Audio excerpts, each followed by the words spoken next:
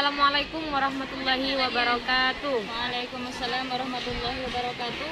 Alhamdulillah pada kesempatan hari ini kita dapat melanjutkan presentasi makalah yang mana pada hari ini untuk materi hukum adat kami dari kelompok 3 akan mempresentasikan tentang hukum perkawinan adat. Sebelumnya saya di sini Ayu Komaria sebagai moderator dan presentator ketiga. Di samping saya saudari Arfia sebagai presentator kedua dan di sini saudari Dwi Sinta Alfiatul Kamelia sebagai presentator pertama.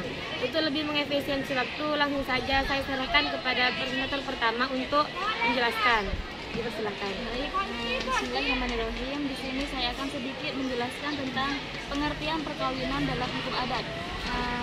Yang mana sudah dijelaskan oleh seorang ahli sosiologi yang berasal dari Prancis, yaitu A. Van Gennep, menamakan semua upacara perkawinan itu sebagai rites de passage atau upacara peralihan.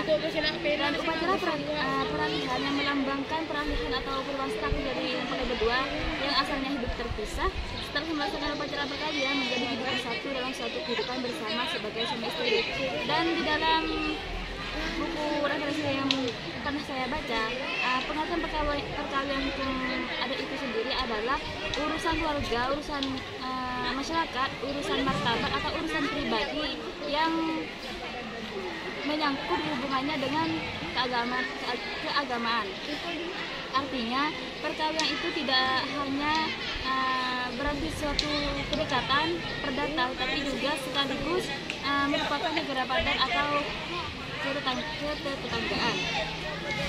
Dan di sini menurut Transitional Rights de Passage memiliki 3 tingkat. Perkawinan itu memiliki 3 tingkatan. Yang pertama, rites de separation atau upacara perpisahan dari satu semula. Dan yang kedua, rites de marriage, artinya upacara perjalanan ke status yang baru. Yang ketiga, rites de aggregation, yaitu suatu penerimaan dalam status yang baru. Dan tata tertib adat ada yang dilakukan oleh mereka yang akan melaksanakan perkawinan menurut bentuk dan sistem perkawinan yang ada. Dan dalam Undang-Undang Nomor 1 1974 tentang perkawinan tidak mengaturnya, berarti terserah kepada selera dan nilai-nilai budaya dari masyarakat yang bersangkutan. Asal segala sesuatunya tidak bersentuhan dengan kepentingan umum. Baik, mungkin hanya itu dari saya. Kembali ke moderator. Ya, untuk selanjutnya saya persilakan kepada presentator kedua saudari Arfia.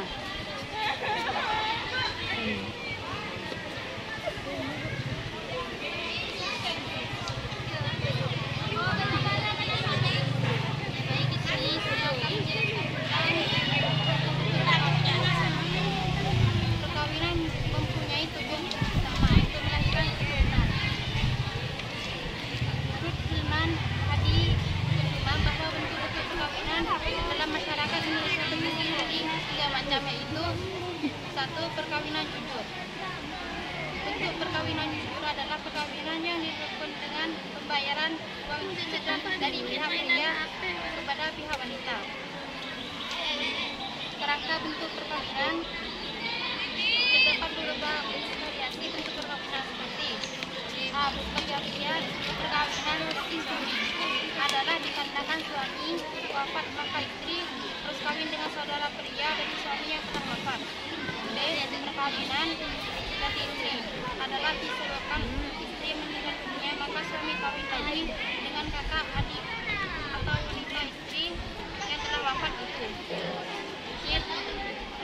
Perkawinan mandi adalah dikatakan ketika diadakan pembicaraan lamaran. 2. Perkawinan semida. Perkawinan semida adalah bentuk perkawinan tanpa pembayaran hidup dari pihak pria kepada pihak wanita. Macam-macam bentuk perkawinan semida adalah semida raja-raja, yaitu perkawinan di mana suami dan istri sebagai raja dan ratu yang dapat menentukan sendiri tentang kehidupan mereka sendiri. Dan semida lepas adalah perkawinan di mana suami melepaskan hak dan keputusan. Semida adalah perkawinan yang sementara di mana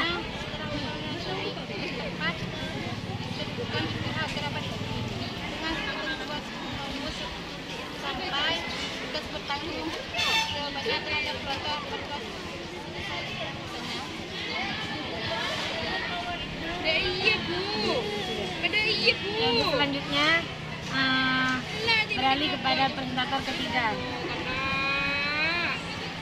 Jadi di sini saya akan menjelaskan tentang subjek hukum perkawinan dan sahnya perkawinan. Pada dasarnya, subjek berarti membicarakan tentang pelaku dari perkawinan itu sendiri.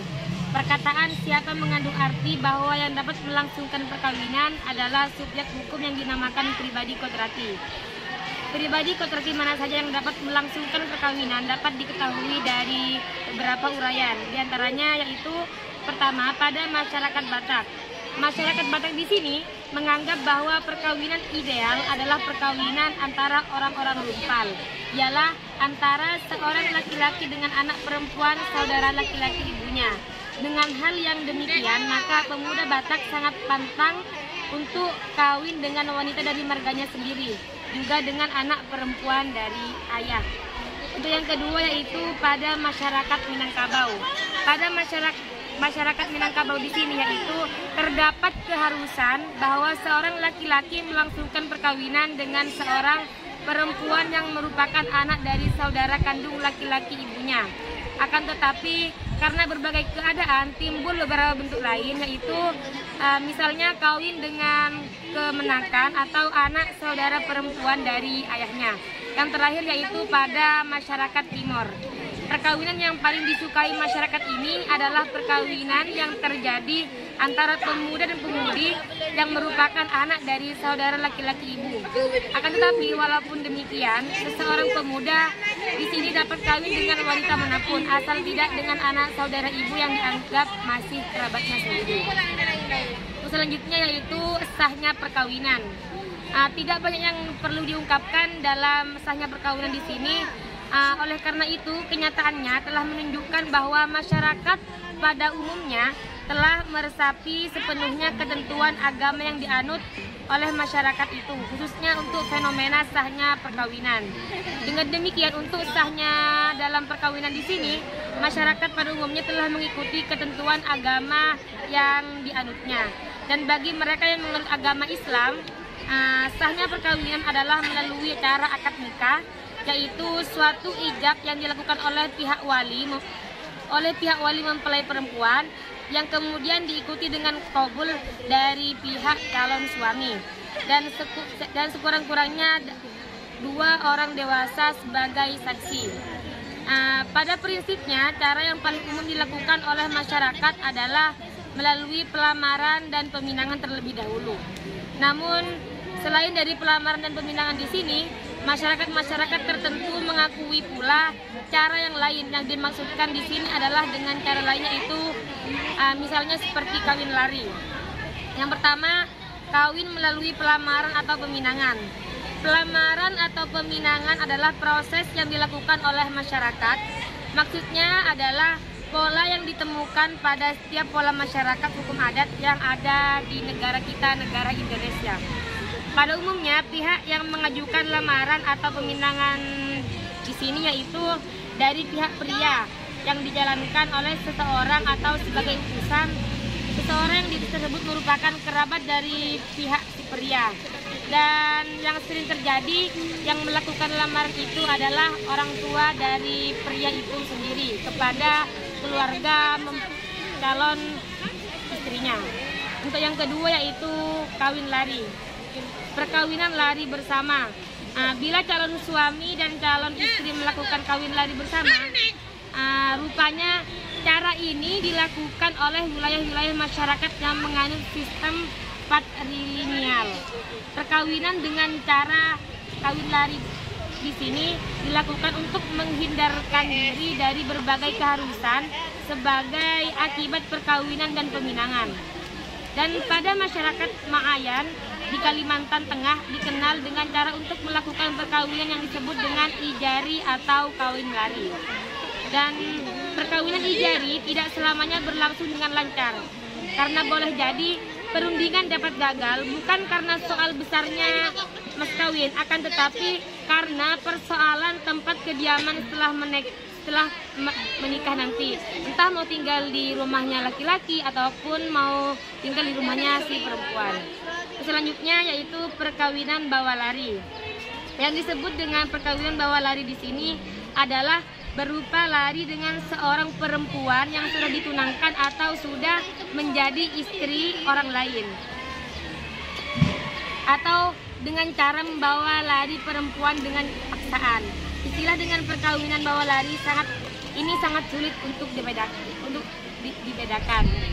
Ya, untuk kesimpulan dari apa yang sudah kami jelaskan di sini, dapat diambil kesimpulan bahwa hukum perkawinan adat adalah urusan kerabat, urusan keluarga, urusan masyarakat, urusan martabat dan urusan keluarga, urusan pribadi, dan begitu pula menyangkut hubungan keagamaan. Artinya, perkawinan bukan saja berarti sebagai perikatan perdata, akan tetapi juga sekaligus merupakan kekerabatan dan ketanggaan. Dan bentuk-bentuk perkawinan itu ada dua macam, yaitu perkawinan jujur dan perkawinan semenda. Dan adapun subjek dari perkawinan itu sendiri adalah siapa atau pelaku, dan tidak semua orang bisa melakukan perkawinan jika tidak memenuhi syarat dan kriteria perkawinan. Dan untuk masalah sah dan tidaknya suatu perkawinan di sini adalah tergantung dari agama yang dianut oleh setiap agama yang ada. Misalnya agama Islam, dari prinsipnya perkawinan dilakukan dengan peminangan atau lamaran. Namun di sini tidak semua perkawinan didahului dengan perkawinan dan lamaran. Ada juga yang langsung kawin dengan cara kawin lari misalnya. Dan kawin lari ada dua macam, yaitu kawin lari bersama dan kawin lari bawa lari. Hanya ini yang dapat kami sampaikan. Kurang lebihnya mohon maaf. Wassalamualaikum warahmatullahi wabarakatuh.